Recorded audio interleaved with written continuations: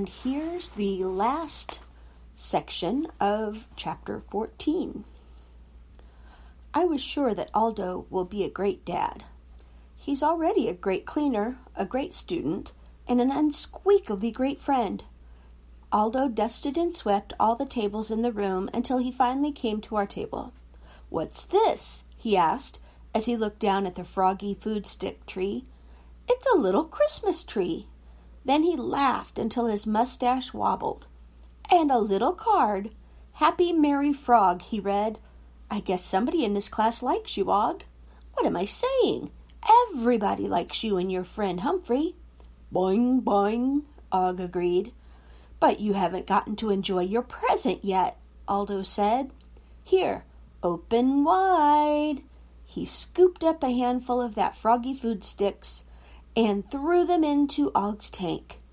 "Boing, boing, boing, boing, boing," Og said as he opened his huge mouth wide to catch them all. Aldo laughed some more as he watched my friend. "I think somebody gave you the best present in the world," he said. "Right, Og?" Og splashed and splashed until drops of water spilled over the top of the tank. Aldo was still laughing as he sat down to eat his dinner. "Tomorrow's the show," he said. "So if I don't see you after that, I wish you both the happiest holidays ever. Whatever you celebrate, may you celebrate it well." "I wish that for you too, Aldo," I squeaked with great excitement. "And for Maria and the baby, and for everybody."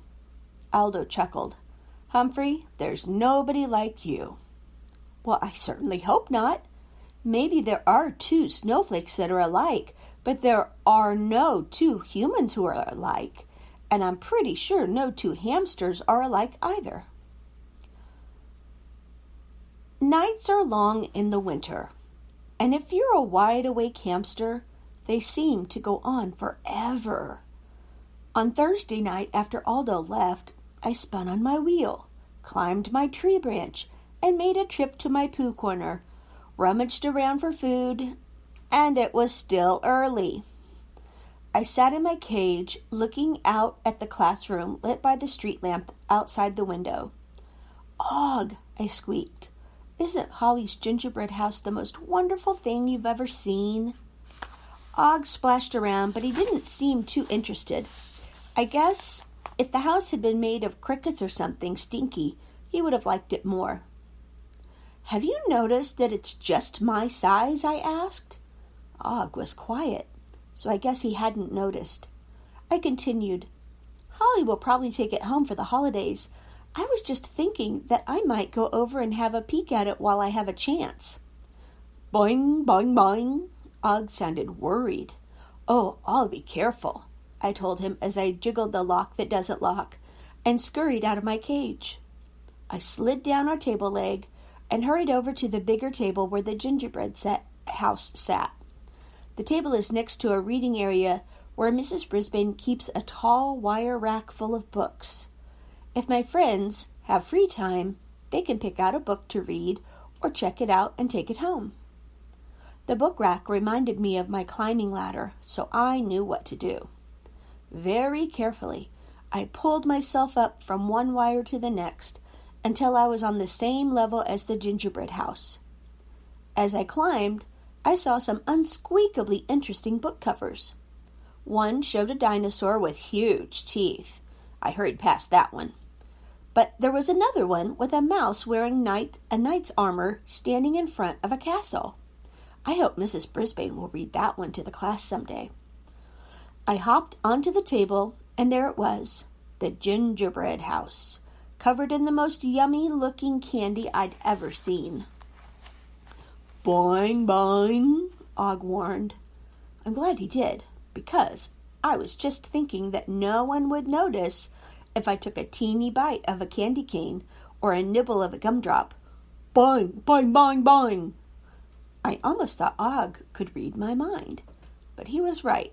Holly had said that her mom had sprayed something on the house and that no one should eat it. "All right, Og, I won't take a bite," I squeaked.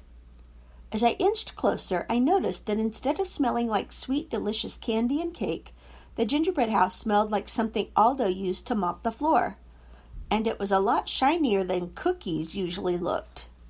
The smell was so strong, so I held my breath and gazed at the licorice stick fence and the candy cane chimney with the cotton candy smoke. I took another breath and held it just long enough to peek into the windows of the house and see the gingerbread man inside. He gave me a jolly smile. I felt a little dizzy, so I gave the gingerbread house one more look, then scampered back to the book rack and made my way to the floor. When I returned to our table, I grabbed onto the blind cord, as usual, and swung my way back up, then let go and leapt onto the tabletop. I had to be very, very, very careful with the timing of that move. As I passed by Og's cage, I said, "Thanks for reminding me that just because something looks tasty, it doesn't mean it's good to eat." "Boing, boing, boing," he agreed. Back in my cage, I wondered about what I'd said. If something doesn't look tasty, like an icky insect, is it possible that it could still be good to eat?